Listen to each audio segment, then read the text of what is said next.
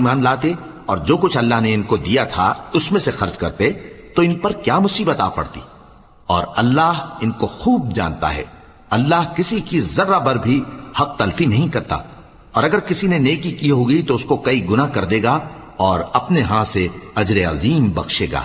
भला उस दिन क्या हाल होगा जब हम हर उम्मत में से अहवाल बताने वाले को बुलाएंगे और तुमको ए नबी सल्लल्लाहु अलैहि वसल्लम इन लोगों का हाल बताने को बतौर गवाह तलब करेंगे।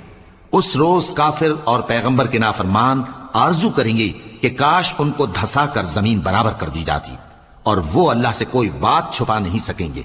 मोमिनो, जब तुम नशे की हालत में हो तो जब तक उन अल्फाज को जो मुंह से कहो समझने न लगो, नमाज के पास न जाओ, और जनाबत की हालत में भी नमाज के पास न जाओ, यहां तक कि गुस्ल कर लो।